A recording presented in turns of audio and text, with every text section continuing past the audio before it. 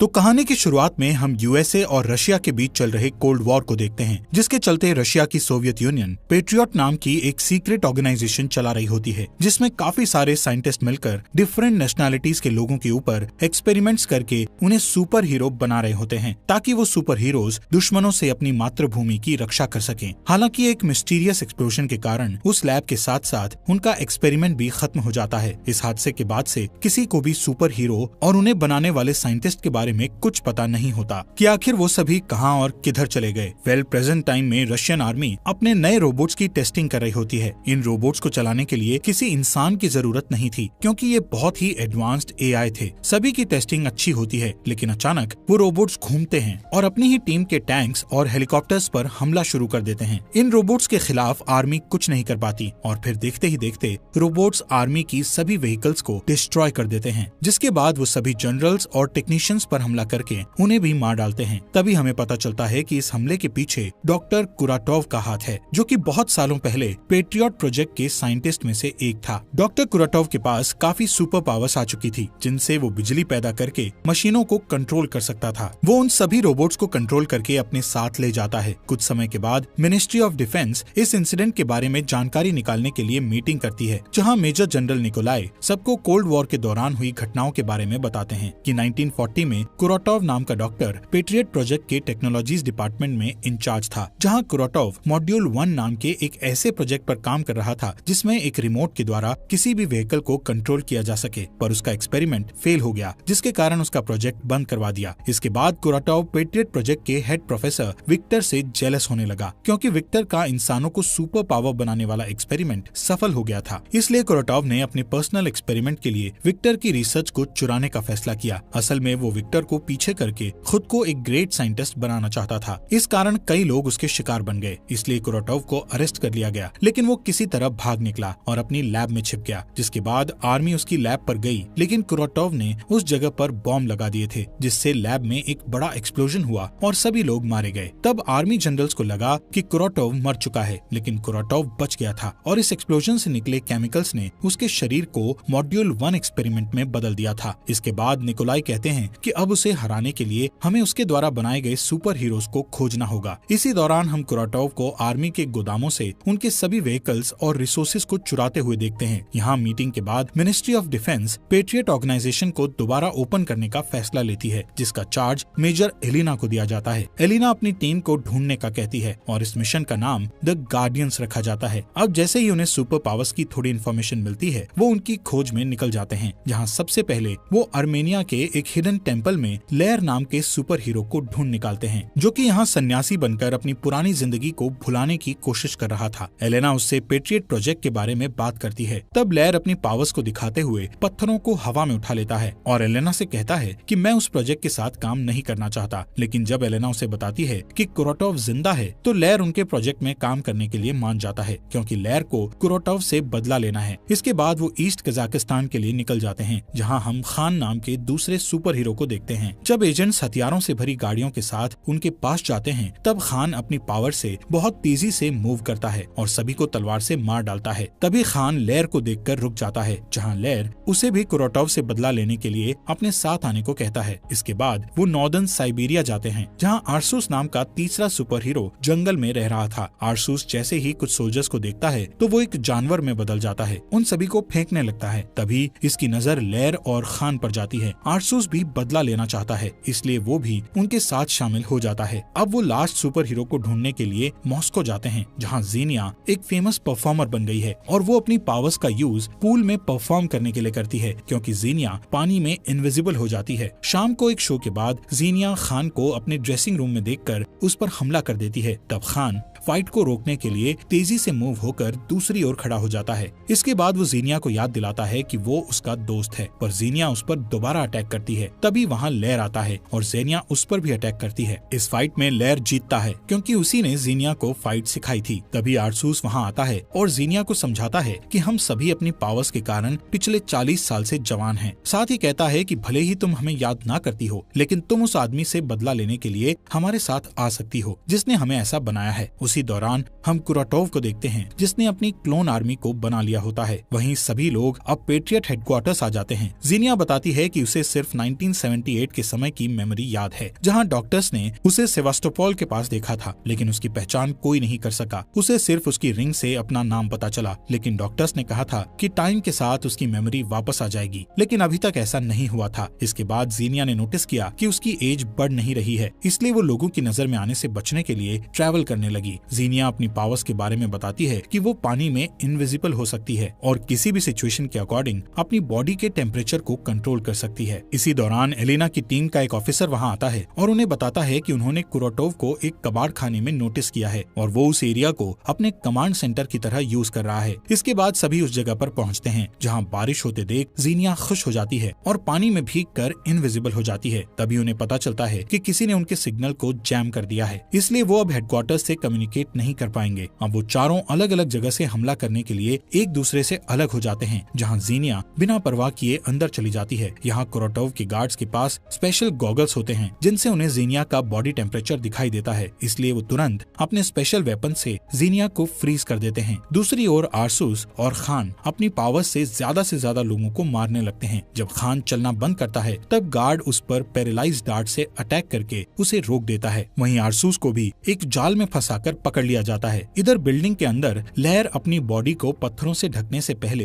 एक छोटा भूकंप लाता है और सभी गार्ड्स को मार देता है। तभी वहाँ कुराटोव आता है और लहर पर हमला करना शुरू कर देता है, लेकिन कुराटोव को लहर के अटैक से फर्क नहीं पड़ता है। कुराटोव लहर पर हावी हो जाता है और उसकी पीठ तोड़कर उसे घायल कर देता है। इसके बाद हम लहर, खान और आरसूस को कुराटोव की फोर्स फील्ड सेल में बंद देखते हैं, जहाँ कुराटोव उनसे कहता है कि मैं तुम्हारी सभी पावर्स और खामियों को जानता हूँ, इसलिए मैंने अपने गार्ड्स को इस तरह के हथियार दिए हैं जिनसे वो तुम्हें पकड़ सके। यहाँ कुराटोव उन लोगों को अपने साथ जुड़ने के लिए कहता है, पर आरसूस उसका साथ देने से साफ मना कर देता है, जिस पर कुराटोव उन्हें सोचने के लिए 24 घंटे का समय देता है। तभी आरसूस अपने चाकू को कुराटोव की ओर फेंकता है, लेकिन ये एक फोर्स फील्ड है, इसलिए उसका चाकू वहाँ से बाहर नहीं निकलता। इसके बाद कुराटोव उन चुराए हुए टैंक्स को इकट्ठा करता है और पूरे शहर पर उनसे अटैक कर देता है। इस अटैक के बाद न्यूज पर बताया जाता है कि आर्मी के सभी टैंक्स को चोरों ने चुरा लिया है, साथ ही उनका स्पेस ट्रांसमीटर भी चुरा लिया गया है। इसके बाद वो बताते हैं कि एक गुमनाम दुश्मन मॉस्को की ओर अपनी आर्मी ले जा रहा है, जिस वजह से शहर के सभी लोग शहर छोड़कर भाग रहे हैं। यहाँ हमें पता चलता है कि कुराटोव ने जनरल डोलगोव के साथ सौदा किया था कि अगर वो सुपर हीरो को उसके हवाले कर देगा तो वो किसी भी चीज को अपने कंट्रोल में नहीं लेगा। पर कुराटोव डोलगोव की डील को भूलकर उसे मार डालता है। असल में कुराटोव अपने मॉड्यूल 2 प्रोजेक्ट को शुरू करने वाला था, जिसमें कुराटोव उस ट्रांसमीटर को ओस्टेंकिनो टावर और फेडरेशन टावर से जोड़कर रशियन सैटेलाइट को सिग्नल भेजेगा और इस सिग्नल के जाते ही वो सभी सैटेलाइट्स को अपने कंट्रोल में ले लेगा, जिससे धरती पर मौजूद सभी चीजें उसके कंट्रोल में आ जाएंगी। इस बीच एलेना लैर को वापस हेडक्वार्टर ले जाती है। जब लैर ठीक हो जाता है तब एलेना को बताता है कि मैं जब बेहोश था तब मैं अपनी बेटी को देख रहा था। लैर बहुत दुखी होकर बताता है कि मैंने अपनी बेटी को बूढ़ा होते हुए और उसे अपनी नजरों के सामने मरते हुए देखा है। असल में लैर के पास सुपर पावर होने से उसकी उम्र नहीं बढ़ रही थी, जिस कारण अब वो बहुत दुखी हो चुका था। इसके बाद एलेना से मिलने कुराटोव का पुराना लैब पार्टनर विक्टर आता है। विक्टर बताता है कि वो इतने सालों से छुपा हुआ था, पर जब उसने न्यूज पर कुराटोव को देखा तो वो वहाँ आ गया, क्योंकि उन लोगों को कुराटोव को रोकने के लिए विक्टर की हेल्प जरूर पड़ेगी। यहाँ विक्टर तुरंत लैर को ठीक करने का काम शुरू करता है। साथ ही एलेना को कुराटोव की सीक्रेट लैब का पता बताकर बाकी के सुपर हीरोज को बचाने का कहता है। इसके बाद एलेना की टीम उस लैब के अंदर घुसकर सभी गार्ड्स को मार देती है और गार्डियंस को आजाद कर देती है। तब खान कुछ कहे बिना वहाँ से चला जाता है। वहीं कुराटोव उन दोनों टावर्स को शहर से ले जा रहा होता है। इधर एलेना आरसूस से बात करती है। तब आरसूस बताता है कि वो ज़ीनिया के लिए परेशान है, क्योंकि कई सालों बाद वो ज़ीनिया से मिला, लेकिन ज़ीनिया को कुछ भी याद नहीं है, इसलिए उसने ज़ीनिया से दूरी बनाने का फैसला लिया है। इसके अलावा आरसूस अपनी बॉडी के चेंजेस से परेशान होकर कहता है कि वो हर दिन जंगली जानवर बनता है, इसलिए उसे डर है कि कहीं वो हमेशा के लिए जानवर ना बन जाए। जिस पर एलेना उससे वादा करती है कि वो कभी ऐसा नहीं होने देगी और शायद विक्टर उसका इलाज ढूंढ सकता है। इधर विक्टर कुराटोव की सीक्रेट लैब में उसके क्लोन्स पर स्टडी कर रहा था, जिस दौरान कुराटोव वहां आता है और विक्टर पर धोखा देने का आरोप लगाते हुए कहता है कि तुमने अकेले काम करके सुपर हीरोज के रिजल्ट को निकालकर मेरे साथ गलत किया। इसके बाद कुराटोव कसम खाता है कि वो पूरी दुनिया को बताएगा कि असली जीनियस कौन है। ये कहकर वो एक जहरीली गैस लैब में छोड़ देता है, जिससे विक्टर की डेथ हो जाती है। बाद में कुराटोव दोनों टावर्स को जोड़कर स्पेस ट्रांसमीटर को सेट करता है। अब जैसे ही वो पावरफुल मशीन को एक्टिव करता है तब पेट्रियट सिस्टम उसे डिटेक्ट करके कुरोटोव के प्लान को समझ जाता है। इसलिए वो उसे रोकने के लिए फाइटर प्लेन का एक ग्रुप भेजते हैं, जिस पर कुरोटोव आर्मी के चुराए रोबोट्स को फाइटर प्लेन के ऊपर गोली चलाने के लिए कहता है, जिस कारण सभी प्लेन बुरी तरह तबाह हो जाते हैं। दूसरी तरफ बिल्डिंग के ऊपर खान को देखते हैं। तब एलेना उससे उसकी परेशानी पूछती है, जिस पर खान बताता है कि उसका एक भाई था जो अच्छा फाइटर था और खान उसी की तरह बनना चाहता था। फिर उसे कुरोटोव मिला जिसने उसे पावरफुल बना दिया, जिसके बाद खान ने अपने भाई को फाइट चैलेंज दिया, पर खान ने फाइट के दौरान अपना कंट्रोल खो दिया और अपने भाई को मार डाला। ये सुनकर एलेना उसके साथ सिंपैथाइज करते हुए याद दिलाती है कि अभी शहर को उसकी जरूरत है। इसके बाद सभी फिर से एक साथ होते हैं, जहाँ एलेना गार्डियंस को बताती है कि उन्होंने उनके लिए नए सूट्स और वेपन बनाए हैं। आरसूस को टारगेटिंग सिस्टम वाली एक तोप मिलती है। ये तोप आरसूस के नर्वस सिस्टम से जुड़ेगी और जहाँ भी आरसूस का एग्रेशन फोकस होगा तोप उसे अपना टारगेट बना लेगी। लेकिन इसके अलावा जब आरसूस पूरी तरह बीस्ट मोड में बदलेगा तब तोप फुल्ली ऑटोमेटिक हो जाएगी। वहीं खान का सूट उसे हर तरह के डैमेज से प्रोटेक्ट करेगा। इस सूट में बुलेट्स, ब्लेड्स के साथ साथ हर तरह के इंजेक्शन को रोकने की पावर होती है। अब लेयर के सूट को देखते हैं, जिसकी मदद से लेयर के पास हमेशा पत्थर मौजूद होंगे। साथ ही एक स्पेशल चाबुक देते हैं जिससे लेयर अपनी इलेक्ट्रोमैग्नेटिक पावर को यूज करके दुश्मन को मार सकता है। वहीं जीनिया को उसका सूट दिखाते हैं, जिसे पहनने के बाद जीनिया कभी भी इनविजिबल हो सकती है। साथ ही वो किसी भी चीज को टच करके उसे भी इनविजिबल कर सकती है। इसके बाद चारों अपने नए हथियारों के साथ प्रैक्टिस करते हैं। स्टार्टिंग में उन्हें प्रॉब्लम्स आती है, लेकिन अच्छी ट्रेनिंग के बाद वो उन्हें कंट्रोल करना सीख जाते हैं। यहाँ कुरोटोव सिग्नल भेजने के लिए टावर्स को चार्ज कर रहा था, इसलिए गार्डियंस टीम के पास उसे रोकने के लिए सिर्फ एक ही घंटा होता है। टीम टावर की फोर्स फील्ड को डिस्ट्रॉय करने का मिशन बनाती है, जिसके कंप्लीट होने के बाद उन्हें जल्दी से भागना होगा, क्योंकि जल्द ही रॉकेट लॉन्चर्स पूरे मॉस्को को खत्म कर देंगे। इसके बाद लेयर सबवे टनल से कुरोटोव के एरिया में घुस जाता है और बड़ी आसानी से सभी गार्ड्स को मारने लगता है। दूसरी ओर आरसूस और जीनिया सड़कों पर खड़े पहरेदारों से फाइट करते हैं। जीनिया सभी को इनविजिबल होकर मारती है और आरसूस बीस्ट मोड में जाकर सबको मार डालता है। इसके बाद जीनिया मॉल में लेयर से मिलने के लिए आरसूस के ऊपर बैठकर जाती है। इधर खान प्लेन से टावर तक पहुंच जाता है, पर रोबोट्स उसके प्लेन पर अटैक करते हैं, इसलिए खान को प्लेन से कूदने में परेशानी आती है। दूसरी तरफ आरसूस, लेयर और जीनिया वहां से कुरोटोव के टावर तक पहुंचने के लिए एक बड़े पाइप को पार करना शुरू करते हैं, जिस दौरान गार्ड्स एक साथ उन तीनों पर गोलियां चलाने लगते हैं, जिससे आरसूस फिसल जाता है और लेयर ढाल बनाने के लिए अपने चाबुक को एक्टिव करता है। तभी खान प्लेन से कूदता है और गोली चला रहे गार्ड्स को नीचे गिराकर मार डालता है। इस बीच कुरोटोव की लैब में एलेना को विक्टर मिलता है, जो कि जिंदा था, पर उसके पास ज्यादा समय नहीं बचा था। विक्टर एलेना को बताता है कि अगर सारे सुपर हीरोज अपनी पावर को एकजुट करेंगे तो उनकी पावर्स और भी बढ़ जाएगी, जिससे वो कुरोटोव को आसानी से मार सकेंगे। इसके बाद चारों गार्डियंस टावर में जाते हैं और कुछ गार्ड्स को मारने के बाद वो जनरेटर के पास पहुंच जाते हैं। तब जीनिया जनरेटर को अपनी बॉडी की गर्मी से शॉर्ट सर्किट करने के लिए पकड़ लेती है, जिससे जीनिया को बहुत तकलीफ होती है, पर वो टावर के चारों ओर फोर्स फील्ड को बंद करने में सक्सेसफुल हो जाती है। आरसू जीनिया को गिरने से ठीक पहले पकड़ लेता है। इसके बाद आर्मी उस टावर को डिस्ट्रॉय करके कुरोटोव को मारना चाहती है, लेकिन एलेना उन्हें इंतजार करने के लिए कहती है ताकि गार्डियंस को कुरोटोव से बदला लेने का चांस मिल सके।